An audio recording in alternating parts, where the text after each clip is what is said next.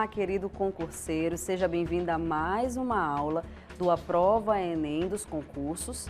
E essa é mais uma iniciativa do Governo do Estado e você pode acompanhar a aula de hoje na apostila, no QR Code e no link da descrição do vídeo.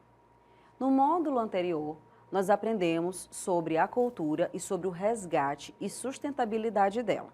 E hoje eu trouxe para vocês uma análise muito interessante de um tema de redação envolvendo introdução, desenvolvimento 1, desenvolvimento 2 e conclusão. Todas as vezes que nós tivermos um tema relacionado à cultura, a gente também precisa levar em consideração algumas nuances daquilo que o tema está pedindo. Por exemplo, esse tema que eu trouxe aqui para vocês, ele trata sobre a importância de contar a própria história. Então, de repente, o tema apareceu com essa frase afirmativa. Olha só, vou repetir. A importância de contar a própria história. Se um tema dessa estrutura e desse naipe caísse na sua prova, o que é que você ia fazer? Bom, primeiramente, a gente ia pensar que por que é importante a própria pessoa que vivencia a experiência contar essa história. E lembra que no módulo passado nós falamos sobre a importância da cultura e principalmente da caracterização dessa cultura. Antropologicamente, a cultura é o conjunto de hábitos, o conjunto de vivências e experiências de uma nação, que realiza as ações, que faz essas ações, mas que nem chega a questionar de tão cristalizado que esse hábito está. Pois bem, se essa pessoa que vivencia as situações e as experiências, ela conta a sua própria história, isso é completamente diferente de quem está do outro lado da história apenas narrando. E aí eu me lembro de uma história muito interessante, muito pontual e super atual de agora, que ganhou inclusive o Prêmio Jabuti, o Prêmio de Jabuti de Literatura em 2019, e você pode até acompanhar, pesquisar na internet, que é chamado de Torturado. Se você observar este livro, tiver a oportunidade de ler, você vai identificar ali as vozes das duas personagens principais, que são duas mulheres negras, falando sobre a própria vivência da escravidão, a luta e a relação que elas têm com a terra, mas principalmente as relações que elas sofrem por serem negras e por serem pobres e por estarem vivendo na área rural. Então, dentro dessa obra, e ela poderia ser perfeitamente colocada aqui como uma ambientação, como nós já aprendemos anteriormente, você pode fazer uma associação e isso ia ficar muito interessante para a sua abordagem, porque você levou ali, trouxe ali uma obra atual e uma obra que conversa com o tema. Todas as vezes que você tiver a introdução e que você tiver a primeira parte, que é chamado de ambientação, como nós aprendemos, que é a parte dedutiva, indutiva daquilo que você vai dizer, você sempre tenta fazer uma relação que seja a mais próxima possível.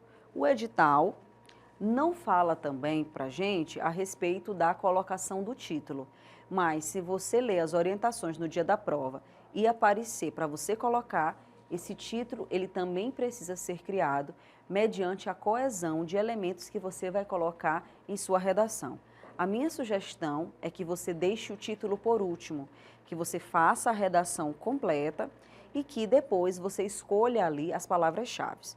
O título é um elemento de literariedade, é um elemento em que você pode fazer ambiguidades e que você pode explorar ao máximo os recursos estilísticos. O que é que significa recurso estilístico? Significa dizer a colocação de figuras de linguagem, da modificação dessa linguagem para fins poéticos e para fins literários. E aí, o título dessa redação, olha que interessante, se o tema era a importância de contar a própria história, o título dizia Bocas que ditam novos rumos. Muito provável que alguma coisa da redação, ao longo da redação, faça referência a essas bocas e bocas que falam. E é interessante porque o tema traz, né, a importância de contar a própria história. E essa contagem da história ela é feita de maneira oral. Então, olha como o produtor desse texto trouxe aí um aspecto interessante, trazendo, de certa forma, as palavras que são colocadas na própria proposta, e isso é uma estratégia bem pontual. Vamos lá. Abre aspas.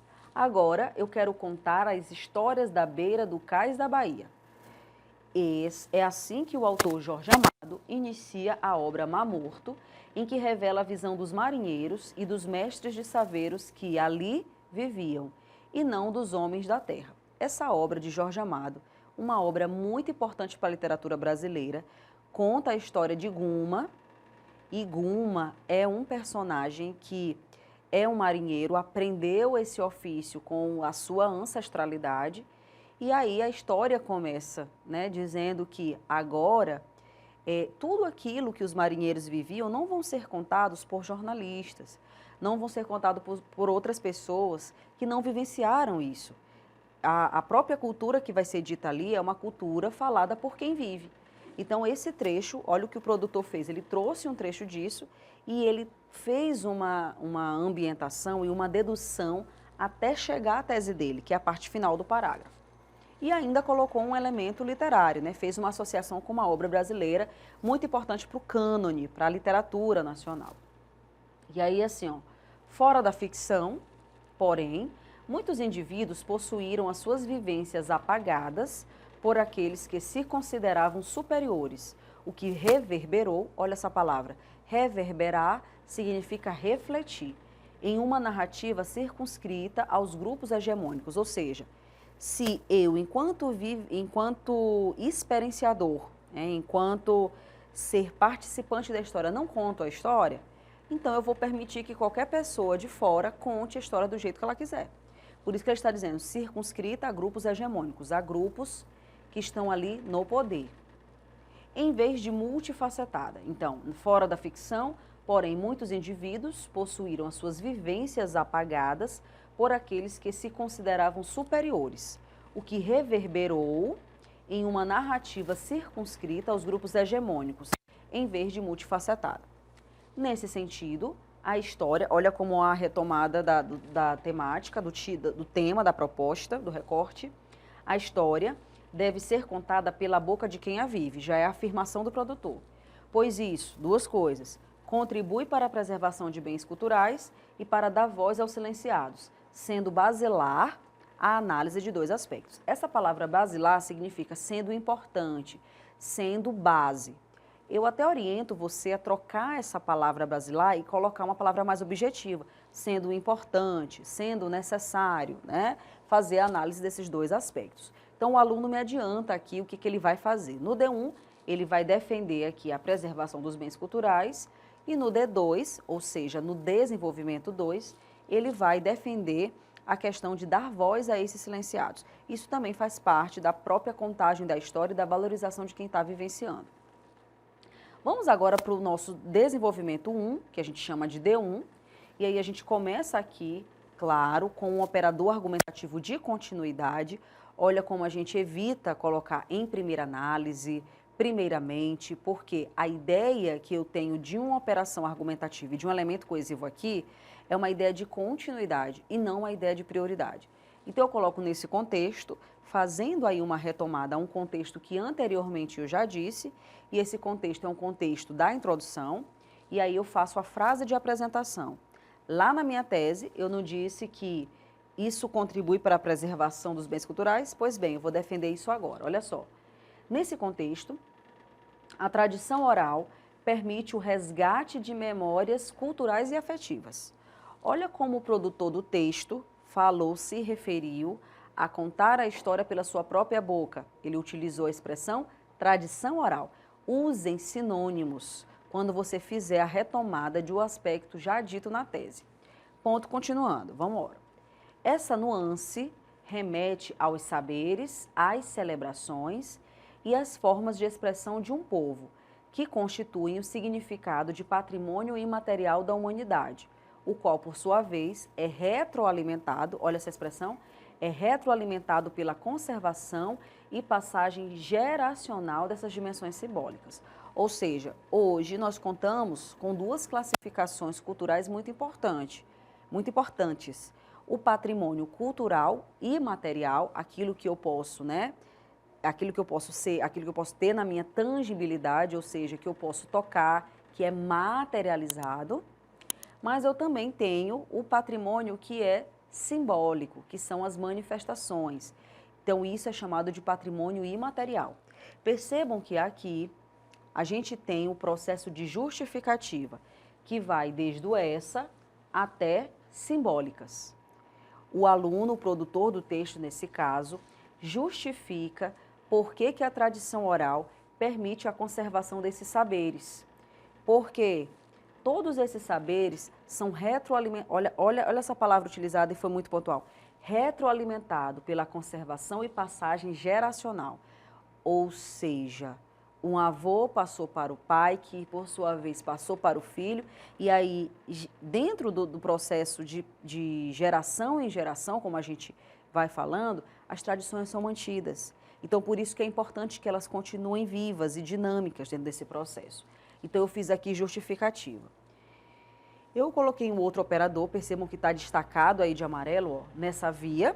Agora eu venho meu processo de legitimação. Eu já disse a minha opinião e agora eu vou trazer um argumento de autoridade. Entendam que isso é uma estratégia argumentativa, de solidificação e de fortificação do meu argumento. Nessa via, que via? A via que eu falei anteriormente. A filósofa Marilena Chaui. Marilena Chaui, gente, é uma filósofa brasileira que dedicou seus estudos à cultura. E ela tem uma obra chamada de O que é Cultura. Então, olha aí, ó. Nessa via, para a filósofa Marilena Chaui, o que é cultura? Essa abrange tudo o que é produzido pelo homem e que abarca o seu modo de viver, sendo esse um direito medular do cidadão. Olha essa palavra, medular, lembra medula, lembra aquilo que é principal, aquilo que é central, tá? Disse a opinião ali da filósofa e agora eu vou fazer o meu contraponto. O que é o contraponto? Uma outra estratégia argumentativa que vai apontar as limitações de um tema que é afirmativo. E por que isso? Porque eu falei para vocês que o tema é a importância de contar a própria história, né, pela sua própria boca. Então, o tema ele não traz um problema, ele não traz uma questão crítica, mas a partir do momento que eu coloco essa parte aqui do contudo, eu estou ali dizendo que, embora haja essa importância, ela é limitada, ela é restringida, ela apresenta fragilidades. Então, isso a gente chama de contraponto. Vamos conhecer. Contudo, a incipiência da população, olha essa palavra aqui, um destaque importante para ela. Incipiência significa dizer ignorância, desconhecimento, tá? A incipiência da população acerca da existência e das formas de manifestação desses recursos, devido à negligência estatal quanto à promoção deles, impede o seu pleno usufruto da nação. Então, ou seja, a população não conhece as tradições e, somado a isso, a gente não tem tanta promoção. Foi isso que o produtor disse. Pronto, justifiz ali o que a gente chama de produtividade da legitimação. Vamos para a parte final do parágrafo. Assim, as histórias contadas pelas bocas brasileiras devem ser enaltecidas para que ressoe no reconhecimento de uma cultura plural e afetiva. O que significa dizer de cultura plural? Uma cultura que é abrangente e uma cultura que abarca as mais diferentes especificidades. E ainda afetiva. A pessoa que está contando a sua história, ela tem uma relação íntima com o seu próprio país. Perfeito. Esse foi o D2. Vamos agora, D1. Vamos agora para o desenvolvimento 2. Esse desenvolvimento 2 é o meu segundo parágrafo de desenvolvimento, em que eu vou desenvolver a segunda coisa, o segundo aspecto que eu disse lá na minha tese. Na primeira, eu falei sobre a preservação dos bens culturais e na segunda, para dar voz aos silenciados. Percebam que agora a cultura está aqui num aspecto muito mais político, né, do que cultural propriamente dito. Então, a cultura ela também é uma forma de denúncia, de crítica social, né, de posicionamento de certas camadas populares. A exemplo disso, nos últimos dias, nós acompanhamos aí nos jornais a posse do indígena, filósofo e ambientalista Ailton Krenak, da etnia Krenak, que assumiu agora uma das cadeiras da Academia Brasileira de Letras. É interessante que, por meio da cultura indígena, ele que participou da Constituinte, da aprovação da Constituinte de 1988, e foi uma das vozes que pediu para o governo colocar um capítulo exclusivo à preservação e conservação, não só ambiental, mas a preservação da comunidade indígena. É importante que, na hora em que ele apresenta a sua cultura, isso represente aí a voz, as minorias, chamadas de minorias sociais, as pessoas que durante todo o tempo, durante toda a história, foram silenciadas. E aí, olha o que o segundo parágrafo vai dizer sobre esse resgate da cultura e principalmente sobre dar voz a essas minorias. Vamos lá. Além disso, a narrativa sob a ótica de populações silenciadas contribui para dar visibilidade a elas. Então, ou seja, eu uso a minha história, eu conto a minha história, e à medida que eu conto essa história, eu também estou ali trazendo um processo de representação. Se eu era uma população negligenciada e marginal, e quando eu estou falando de marginal, eu estou me referindo a quem vive às margens, tá? Na hora em que eu conto a minha própria história, eu passo ali a ter protagonismo e relevância diante dela. Apresentamos ali a frase, né? Colocamos a frase de apresentação, e aí a gente vai agora para o processo de justificativa. Nessa esfera, que esfera? A esfera que eu acabei de falar, que é uma esfera argumentativa, os movimentos sociais de resistência, que buscam a inserção de grupos minoritários excluídos do tecido civil, a exemplo das mulheres, dos negros e das pessoas LGBTQIA+, são uma das vias para o engajamento desses indivíduos no âmbito político e cultural. Ou seja, o próprio movimento social que tem um caráter de reconhecimento, olha que interessante. Todas as vezes que um movimento social dentro do nosso país se acende, se levanta, a gente está ali tratando sobre questões de reconhecimento dessa população. E é a mesma coisa de dar a elas a oportunidade de contar as suas próprias experiências, de contar a sua própria história. E isso é cultura. Continuando, essa nuance pode ser explorada sob o viés, lá vem o processo de legitimação. Eu vou trazer agora um argumento de solidificação disso, um argumento de autoridade. Ou seja, alguém que já estudou sobre isso e que agora vai ali só se associar e só fundamentar aquilo que eu estou defendendo, tá bom?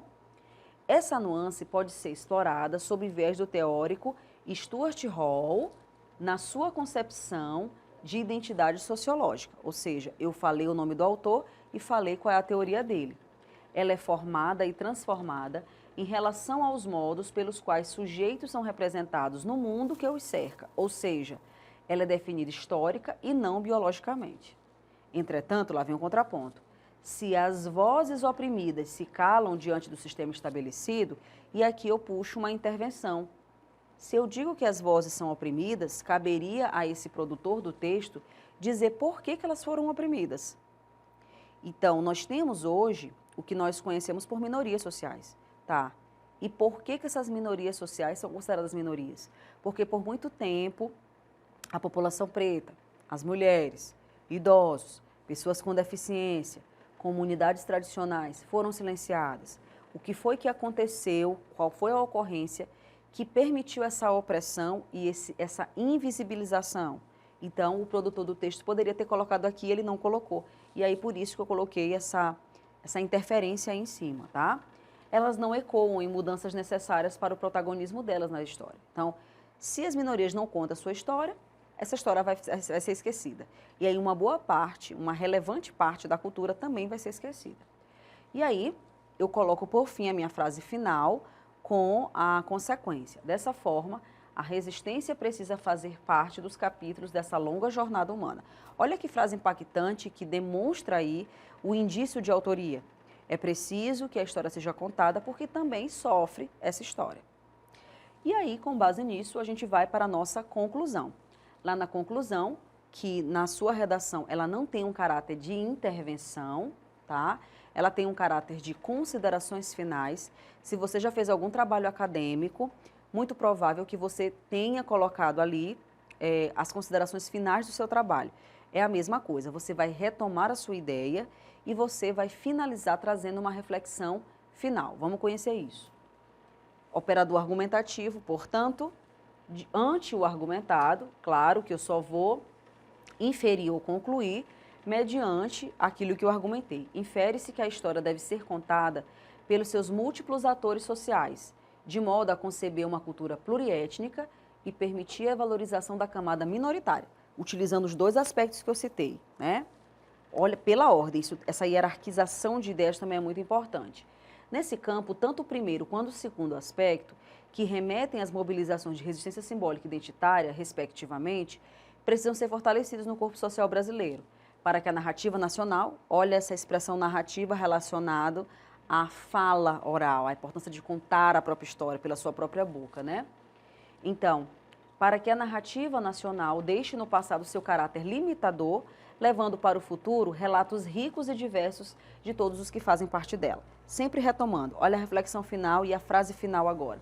Sendo assim, tal como os marítimos do cais da Bahia são os protagonistas de Mar Morto, os brasileiros, antes apagados, serão os porta-vozes de um novo enredo para o país, fazendo jus e ligação aí ao título, Bocas que ditam os novos rumos. E aí é uma redação que finaliza trazendo todas essas características e condições e uma redação completa, coesa, progressiva. Tudo bem? Até a próxima. Tchau, tchau.